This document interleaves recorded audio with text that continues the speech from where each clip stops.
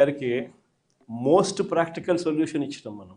అయ్యా చంద్రబాబు గారు, రాష్ట్రానికి ఇప్పుడే కాదు, మీరు చేస్తూ ఉన్న చర్యలతో రాష్ట్రానికి ఎప్పటికీ క్యాపిటల్ లేకుండా చేస్తూ ఉన్నారు. అలా చేయడం వల్ల రాష్ట్రానికి అసలు క్యాపిటల్ అనేది ఉండదు మీ వల్ల.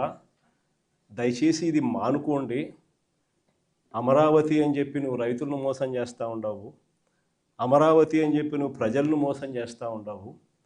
ఆ అమరావతిలో రోడ్లు వేయడానికే, కరెంట్ వేయడానికే, డ్రైనేజ్ వ్యవస్థ నెలకొల్పడానికే, నీళ్ళు ఇవ్వడానికే, ఇలాంటి బేసిక్ వసతులు కల్పించడం కోసమే నువ్వంతటి నువ్వే ఎకరాకు 2 కోట్లు ఖర్చు అవుతుంది అని చెప్పి నువ్వంతటి నువ్వే సెంట్రల్ గవర్నమెంట్కు డిపిఆర్లు ఇచ్చినావు. నువ్వంతకు నువ్వే బ్యాంకులకు డిపిఆర్లు ఇచ్చినావు.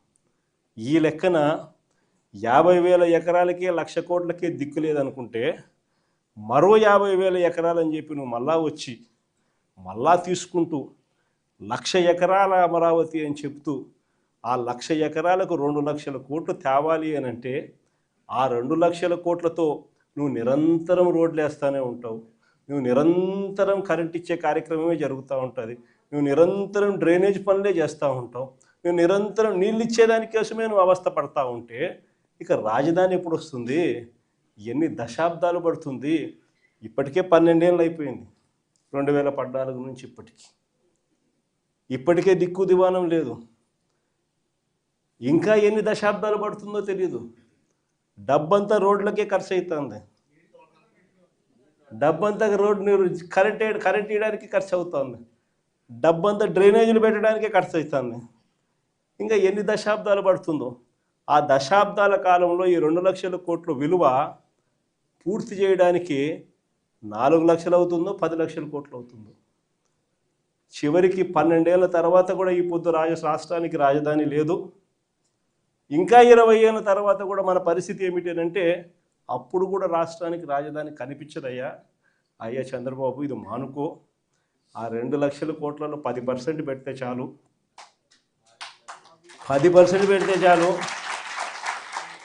మేము ఇంతకుముందు మంచి ఆలోచన చెప్పినా నేను నీకు.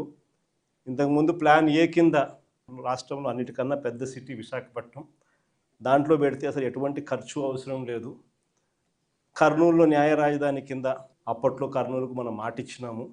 అది నెరవేరుస్తూ అక్కడ న్యాయ రాజధాని పెడుతూ ఇక్కడే అమరావతిలో లెజిస్లేటివ్ శాసన రాజధానిని కూడా తీసుకొస్తే బాగుంటుందయ్యా అని చెప్పి చెప్తే నానా యాగి చేసి రాజకీయాలు చేసి అది వద్దు అన్నారు. సరే పోనీ, అది వద్దు.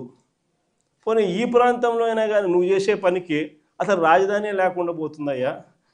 ఆ పని చేయకుండా కనీసం ఇక్కడైనా ఆలోచన చేయి. మచిలీపట్నంలో నువ్వు కాదయ్యా పోర్టు కట్టింది, మేము కట్టాం. మచిలీపట్నంలో పోర్టు మనం కట్టాం. మన హయాంలోనే మనం భూములు తీసుకుంటాం. మన హయాంలోనే మనము అనుమతులు తీసుకొచ్చినాం. మన హయాంలోనే మనం ఫైనాన్షియల్ క్లోజర్ చేసినాం.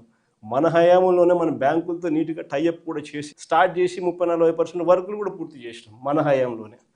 ఆ పోర్టు అయిపోతుంది. మచిలీపట్నం నుంచి విజయవాడకు కేవలం 70 కిలోమీటర్లు, విజయవాడ నుంచి గుంటూరుకు మరో 40 కిలోమీటర్లు, మొత్తం ఈ 110